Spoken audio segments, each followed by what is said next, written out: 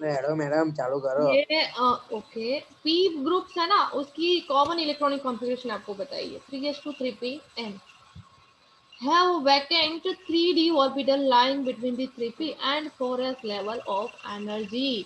ये हमने एक बार बोला था कि भाई 4s में हम इलेक्ट्रॉन एंटर करते हैं। जैसे आपने इलेक्ट्रॉनिक कॉन्फ़िगरेशन देखी है 1 से लेकर 30 तक, तो आपको इतना पता है कि पहले हम इलेक्ट्रॉन 4s में एंटर करते हैं, देन 3d है वो हम उसमें इलेक्ट्रॉन है वो फिल करते हैं।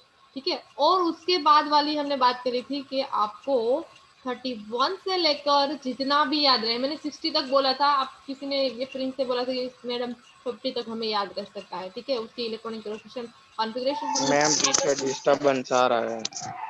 हेलो, पीछे डिस्टरबेंस आ रहा है। बैकग्राउंड म्यूजिक आ रहा है मैम। यहाँ पर कोई आवाज नहीं है, कोई आवाज नहीं है। किसी ने अगर मैम ना कसो डिस्टर्बेंस नहीं हो तो मैडम आप पढ़ा हो यही तक सो टाइम पास करता है। ओ धर्मा हाथ छुआवे छे भाई, मैं शांति नहीं बोल राखने। रहा। कोई आवाज नहीं है बेटा, यहाँ पर कोई आवाज नहीं है, इसलिए रिकॉर्डिंग कर स्टार्ट रखा है। और आज तो पूरा ही जितना हमने लेक्चर लिया है 4-5 जितने ही लिए नहीं आता आवाज मैम। लगा दे। मैडम ठीक है, जो भी प्रॉब्लम है थोड़ा कोऑपरेट करो। Using this d orbital, the third period of element can expand their covalent above 4। above 4 means ये d orbital है ना, किसमें? तो बात करें हम सेकेंड पीरियड, फ्लोरीन के बाद फ्लोरीन, कार्बन के बाद सिलिकॉन है, देन सॉरी कार्बन के बाद कौन सी आए, कौन सी मेटल आएगी? सिलिकॉन ही आएगी। सिलिकॉन आएगी ना। तो एल्यूमिनियम किसके बाद आएगी? बोरॉन। बोरॉन के बाद। ठीक है, तो ये सेकेंड पीरियड है, उसमें एम्प्टी डी ऑर्बिटल है। तो ये एम्प्टी डी ऑर्बिटल है, उसकी वजह से ये पॉसिबिलिटी है उसमें एक बॉन्ड इंक्रीज होने की, कि उसमें मान लो कि ये बोरॉन है, बोरॉन में आपको बताया कि बोरॉन है ना, उसमें आपने अभी तो स्टडी करा कि भाई ये रेस्ट्रिक्शन है, उसमें 3 बॉन्ड बन सकता है, 3 से ज्यादा नहीं। तो यहाँ पर तो BF4 माइनस बताया है, इसका रीजन कोई बता सकता है? BF4 माइनस बताया, ये पॉसिबिलिटी है। देखो इसकी इलेक्ट्रॉनिक कॉन्फ़िगरेशन हम इस तरह से लिखे 1s2 2s2 2p 2s2 2p1। अब क्या 4 बॉन्ड की पॉसिबिलिटी है इसमें? देखो ये 3p ऑर्बिटल, अब हाइब्रिडाइजेशन होगा ना, तो ये 2s में से इलेक्ट्रॉन है वो एक्साइटेड स्टेट में जा सकता है, और ये 3 बॉन्ड की पॉसिबिलिटी है। तो ये फोर्थ वाला बॉन्ड कैसे आया? ये 4 फ्लोरीन के एटम है वो इसके साथ अटैच हुए। ठीक है, तो यहाँ पर क्या पॉसिबिलिटी है? एफ है वो यहाँ पर अटैच हो सकता है, तो यह सब कुछ हो सकता है। क्यों? क्योंकि अगर फ्लोरीन मॉलिक्यूल है, भले ही वो ज्यादा इलेक्ट्रोनेगेटिव है, पर वो अगर एक्सेस अमाउंट है तो ये एम्प्टी ऑर्बिटल है, तो इसमें है वो अटैच हो सकता है। और यहाँ पर कहा है कि एल्यूमिनियम गिव्स AlF6, तो एल्यूमिनियम तो ऑफ कोर्स दे सकता है AlF6। क्यों? क्योंकि एल्यूमिनियम है ना, उसकी इलेक्ट्रॉनिक कॉन्फ़िगरेशन हम देखें जनरल, तो 3s2 3p क्या होगी? 3 कि 3p2 कि 3p1? 3p1 होगी, राइट। 3p1 होगी, 13 नंबर का है, 3p1 होगी। पर उसमें एक क्या है, तो उसमें हमें पता है कि 3d एम्प्टी ऑर्बिटल है। अगर उसमें हम उसका हाइब्रिडाइजेशन देखें तो 3s में से इलेक्ट्रॉन एक्साइट होकर वो किस में जाएगा? तो p में जा सकता है। पर ये हम ड्रॉ करें ना, मान लो ये 3s है, देन ये 3p है, तो ये 4 ऑर्बिटल भले ही है, तो इसका मतलब ये नहीं कि इसके साथ 4 कोई एटम अटैच हो सकता है, 4 से ज्यादा नहीं।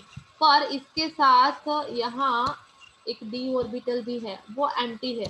तो एम्प्टी ऑर्बिटल है, वहां पर तो कोई भी एटम आ सकता है। अगर स्टेबिलिटी उसकी होती है तो कोई भी एटम उसकी वहां पर अटैच हो सकता है। इसका मतलब यहाँ पर पहले इलेक्ट्रॉन कितने थे? 2 थे, तो एक्साइटेड स्टेट में जाकर यहाँ कितने हो गए? 3। तो यहाँ पर मान लो ये F यहाँ पर अटैच हुआ, एक यहाँ पर, एक यहाँ, एक यहाँ, इस तरह से 6F है वो अटैच हो सकते हैं। ये एम्प्टी ऑर्बिटल है ना, यहाँ पर 6F है वो अटैच हो सकते हैं। क्यों? क्योंकि d ऑर्बिटल उसमें एम्प्टी है। The presence ma'am of, yes, ma'am पूरे में माइनस क्यों है? हम्म, पूरे कंपाउंड में माइनस आ गया। पूरे कंपाउंड है उसमें -Q आया, उसमें ये BF4 माइनस ऊपर -Q है, एनाइन फॉर्म आपको रिप्रेजेंट करा है ना, एनाइन फॉर्म है इसलिए। The presence of this d orbital influences the chemistry of the heavier elements in the number of other ways. The combined effect of size and availability of d orbital considerably influence the ability of this element to form pi bond. The first member of a group differs from the heavier members in its ability to form p pi multiple bond to itself. अब ये याद है आपको, p pi bond study करा है हमने already, हमने देखा है पी पाई बॉन्ड किसमें था, पी पाई बॉन्ड की पॉसिबिलिटी किसमें है भाई, ये वाले स्ट्रक्चर हम स्टडी कर चुके हैं जिसमें पी पाई बॉन्डिंग है।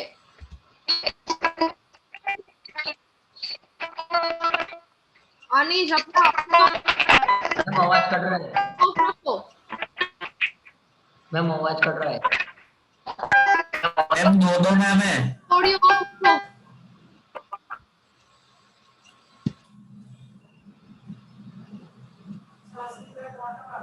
હા અને એકલું માઇક ચાલુ છે એટલે ના દેવી બબ્બે નામ છે જો કલ્લા કોણ અનીસ ના એવું ये कनिष्ठ टंडन छे कनिष्ठ ओके એક અનીશ अपना माइक ऑफ रखो भाई, बाद में मत बोलना कि भाई मुझे आवाज नहीं आ रही है।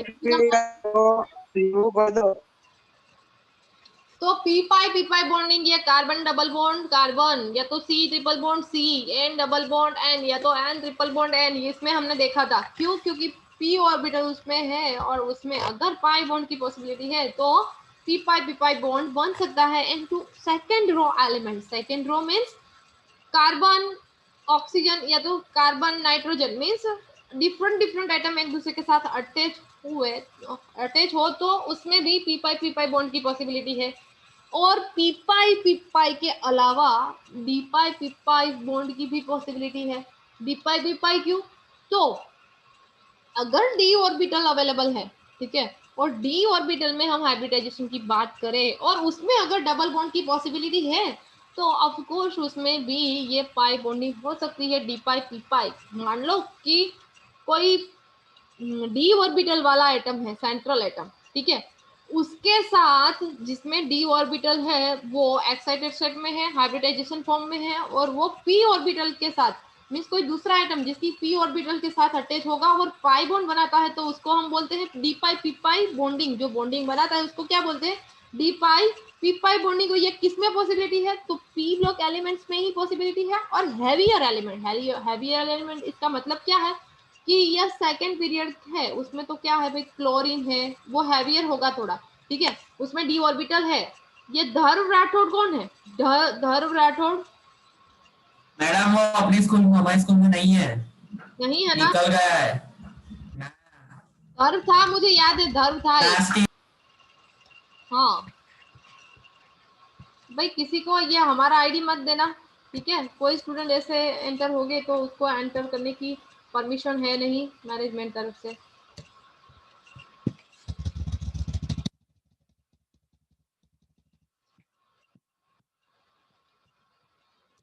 तो डी पाई पी पाई और पी पाई बॉन्डिंग के बारे में आपको पता है। As the D orbital are of higher energy then the p orbital, they contribute less to the overall stability of the molecule then does p pi bonding of the second row elements.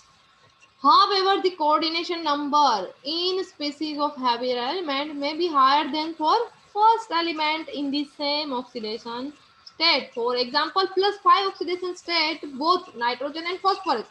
Nitrogen में भी +5 oxidation state है और phosphorus की भी +5 oxidation state है। तो nitrogen के बारे में बताया है कि भाई ये नाइट्रोजन है और फॉस्फोरस है, वो उसके ऑक्सो एनायन है ना, उसमें उसका कोऑर्डिनेशन कितना हो सकता है? तो 3 कोऑर्डिनेशन है। क्या? तो नाइट्रोजन है वो NO3 बना सकता है, मींस उसका ऑक्सो एनायन की बात करें नाइट्रोजन का तो NO3- है, उसमें हम बात करें कि उसका कोऑर्डिनेशन नंबर कितना है तो 3 है, और उसमें उसकी ऑक्सीडेशन स्टेट की बात करें तो +5 है NO3। और फॉस्फोरस का ऑक्सो एनायन है वो मैक्सिमम कितना है, तो एक तो 4 ऑक्सीजन उसके साथ अटैच हो सकते हैं, PO4 -3। ये क्या है, ऑक्सो एनायन है फॉस्फोरस का। यहाँ पर कोऑर्डिनेशन नंबर कितना है, तो 4 है। और उसकी ऑक्सीडेशन स्टेट की हम बात करें तो ऑक्सीडेशन स्टेट क्या चार कितनी अंदर है, नहीं चला रहा है। ऑक्सीडेशन स्टेट कितनी है यहाँ पर। प्रिंस है क्लास में कि प्रिंस ये नाम चेंज करके आ रहा है फिर से। देखो प्रिंस नहीं मैडम मैं हूँ। हम्म, मैडम मैं क्लास में हूँ। हाँ तुम क्लास में हो तो तुम मैडम इससे अच्छा मीटिंग की लॉक कर दो ना, मीटिंग की लॉक कर दो, कोई आएगा ही नहीं। तो आप किसी को नेटवर्क का प्रॉब्लम होगा, आप निकल जाओगे, फिर आपको एंटर नहीं कर पाएंगे, ऐसा प्रॉब्लम हो सकता है। ठीक है, उसको नहीं लेते हैं। तो ये फॉस्फेट एनायन, फॉस्फोरस का ऑक्सो एनायन, उसमें फॉस्फोरस का कोऑर्डिनेशन नंबर कितना है, तो 4 है। और उसमें इलेक्ट्रॉन का ऑर्बिटल का इन्वॉल्वमेंट कौन कौन सी ऑर्बिटल होगी, s p and d orbital. और ये पाई बॉन्ड उसमें होगा, क्यों, क्योंकि ऑक्सीजन है उसमें, फॉस्फोरस के साथ ऑक्सीजन किस तरह से उसकी अरेंजमेंट होगी, अटैचमेंट किस तरह का होगा, तो पाई बॉन्ड उसमें आ सकता है। In this unit we will study the chemistry of the group 13 and 14 elements of the periodic table. तो हमें ये वाला यूनिट है ना, उसमें 13 वाला ग्रुप और 14 वाला ग्रुप, दो ही ग्रुप है वो स्टडी करना है। एक तो बोरॉन फैमिली है और एक क्या है, कार्बन फैमिली, वो हम स्टडी करेंगे। और नेक्स्ट वाला ग्रुप है पी ब्लॉक एलिमेंट्स के नेक्स्ट ग्रुप है, वो आपको 12th स्टैंडर्ड में स्टडी करने हैं। वन बाय वन हम देखते हैं। देखो अभी इंट्रोडक्शन ही चल रहा है, अभी हमने कोई नया टॉपिक स्टार्ट नहीं करा है। ठीक है, 11.1.1 ये आपके सिलेबस में है, 11.1 है वो आपके सिलेबस में नहीं है।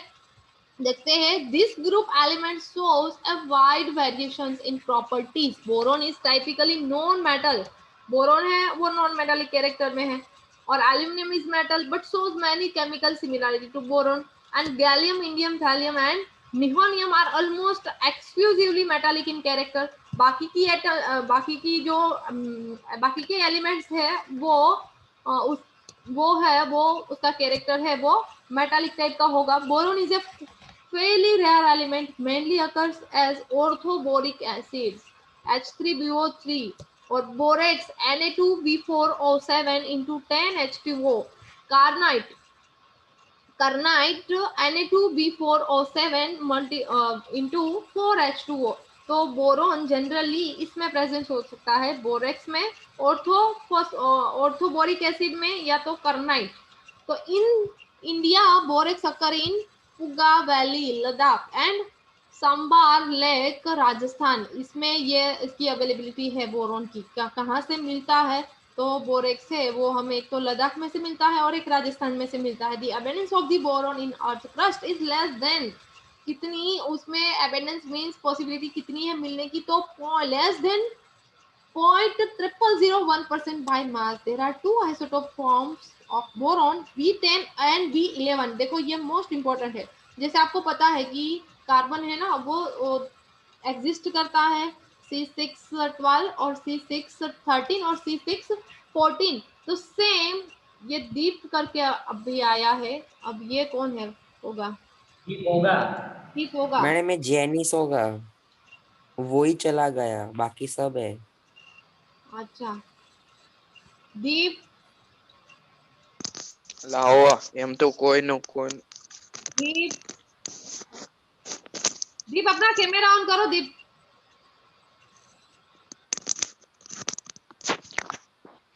निकल गया वो तो।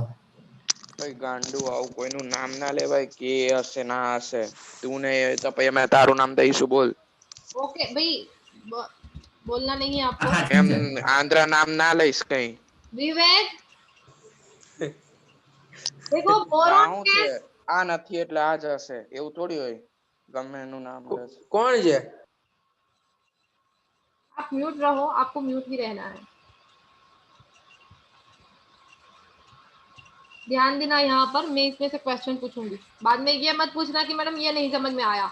ये इंट्रोडक्शन चल रहा है, जो आपको याद रखना है वो रखना ही पड़ेगा, थियोरेटिकल टॉपिक है। B10 और B11, जैसे आपको पता है कि C612, C613 और C614 ये क्या है भाई, अलग अलग आइसोटोप है किसके, कार्बन के। तो सेम बोरोन को भी, बोरोन का भी 2 आइसोटोप है। आइसोटोप का मतलब क्या है, अगर हमें नेचर में से नेचर में से 81%, नेचर में टोटल 100 बोरॉन मिलता है ना, नेचर में से टोटल 100 बोरॉन मिलता है, तो उसमें से 81 बोरॉन हो गए वो B11 वाला होगा और 19 बोरॉन हो गए वो B10 वाला होगा। ठीक है, इसका एटॉमिक मास 10 होगा और B11 का एटॉमिक मास है वो 11 होगा। तो ये इसका परसेंटेज रेशियो है, ये आपको याद रखना है। Aluminium is the most abundant metal and the third most abundant element in the earth crust 8.3% by mass. ये एल्यूमिनियम है, हमें अर्थ क्रस्ट में से मिलती है 8.3% by mass after oxygen. Oxygen के बाद वाली ये मेटल है एल्यूमिनियम 45.5%, जैसे ऑक्सीजन मिलता है। एंड सिलिकॉन 27.7% मिलती है सिलिकॉन। तो बॉक्साइट है, एल्यूमिनियम वाला बताया है कि एल्यूमिनियम है वो बॉक्साइट बनाता है। मींस बॉक्साइट ऑक्सीजन के साथ वो अटैच होकर ये जो फॉर्मूला बनाता है उसको क्या बोलते हैं, बॉक्साइट। और उसकी फॉर्मूला क्या है, Al2O3 into 2H2O। And cryolite, cryolite है उसकी फॉर्मूला क्या है, Na3Al(F6) are the important mineral of aluminium. ये भी एल्यूमिनियम में से बनाई जाती है Na3Al(F6). तो ये आपको नाम याद रखना है क्रायोलाइट का। और बॉक्साइट का उसकी फॉर्मूला क्या है वो भी आपको पता होनी चाहिए। In India it is found as mica in Madhya Pradesh, Karnataka, Odisha and Jammu. ये किसके बारे में बताया है, तो एल्यूमिनियम के बारे में बताया है। और gallium, indium, thallium are less abundant element in nature, ये हमें लेस अमाउंट में मिलती है नेचर में से। और नियोनियम हैज सिंबल NH, नियोनियम का सिंबल क्या है, NH है। एटॉमिक नंबर उसका 113 है, एटॉमिक मास उसका 286 ग्राम पर मोल है। इलेक्ट्रॉनिक कॉन्फ़िगरेशन उसकी क्या है, तो 5f14, 6d10, 7s2 और 7p2। ठीक है, so far it has been prepared क्या, orthoboric, orthoboric H3BO3 boric acid. Orthoboric किसको बोलेंगे, बोरिक एसिड है उसको। H3, ये H3BO3 है ना, ये ऑर्थोबोरिक एसिड की फॉर्मूला है H3BO3। Okay, so far as it has been prepared। Okay, आपने ही निकाल दिया तो अच्छा करा।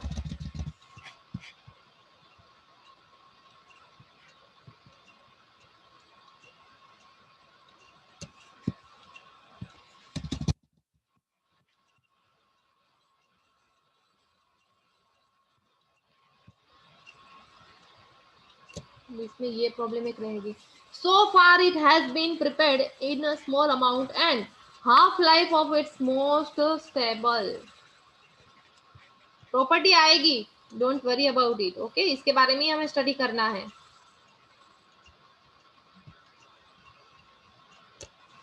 ये ऊपर वाला पोर्शन एक तो आइसोटोप इज 22, किसके बारे में ये कहा है कि भाई इसका आइसोटोप है ना नियोनियम का, ये नियोनियम ही था ना NH, इसका आइसोटोप है वो 22 ही स्टेबल रहता है, 20 सेकेंड से ज्यादा नहीं। इसका मतलब है इसका कोई यूज इतना है नहीं, इसका जो आइसोटोप हमें मिलता है वो 20 सेकेंड ही है वो स्टेबल रहता है। उसके बाद जो है जो उसकी इलेक्ट्रॉनिक कॉन्फ़िगरेशन यहाँ पर बताई वो फॉर्म में वो आ जाता है।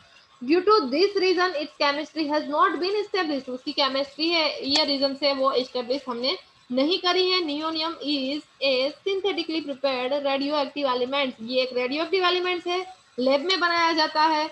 और here atomic, physical and chemical property of element of this group living नियोनियम are discussed below।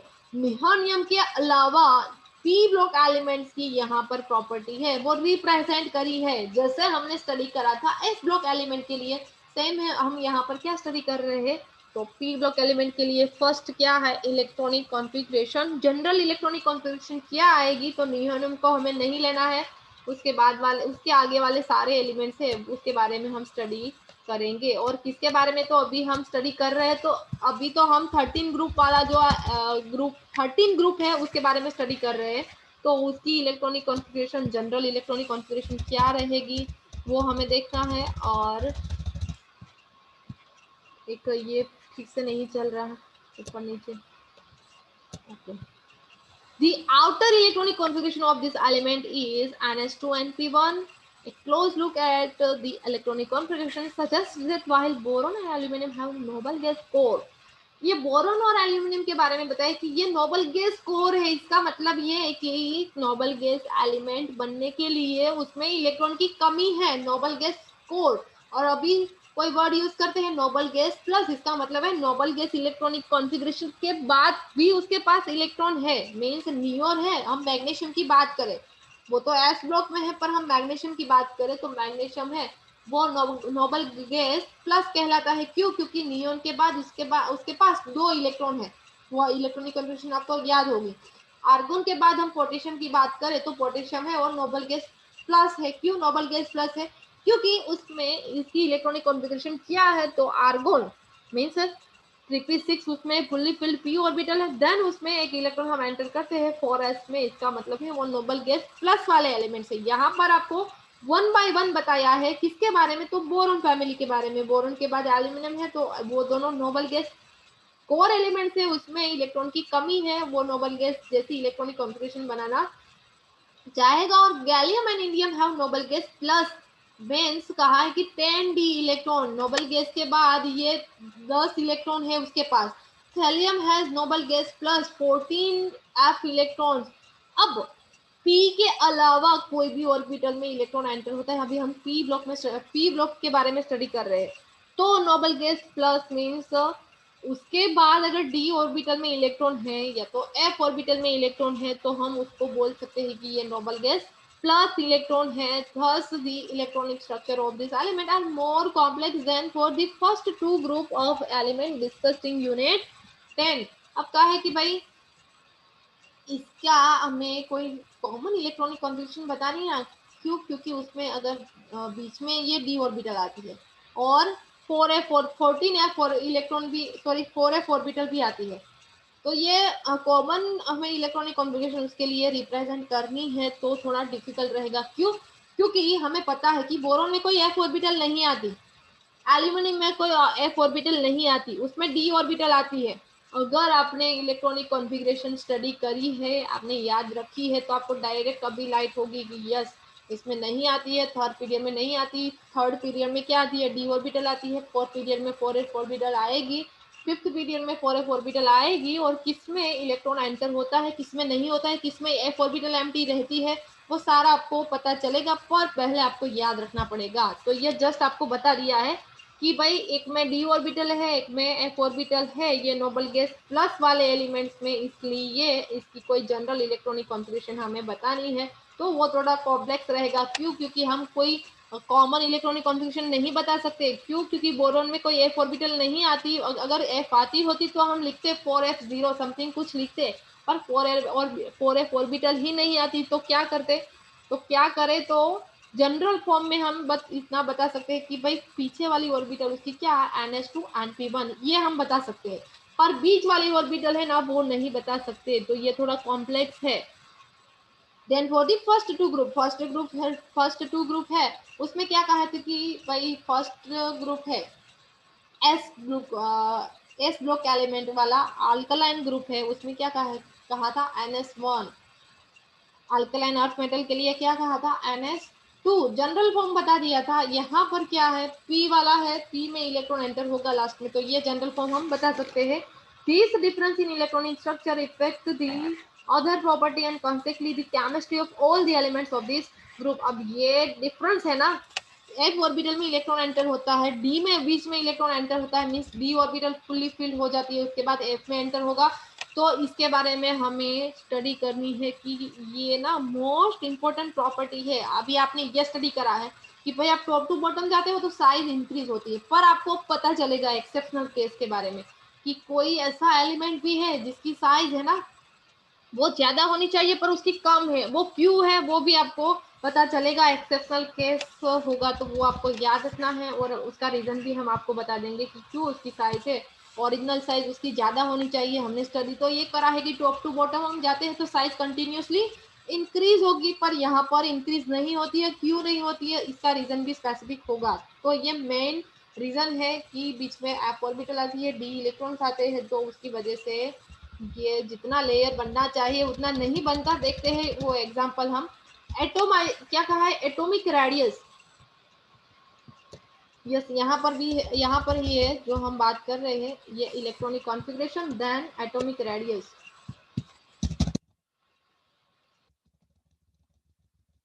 Okay,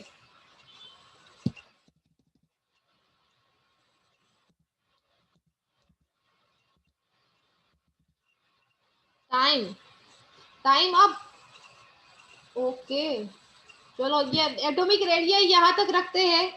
यहाँ से हम स्टार्ट करेंगे नेक्स्ट लेक्चर में, ठीक है। आज आपको अनम्यूट नहीं करते, जो भी क्वेरी है याद रखना और नेक्स्ट लेक्चर में आप बताना मुझे, तो वो उसके बारे में डिस्कस करेंगे।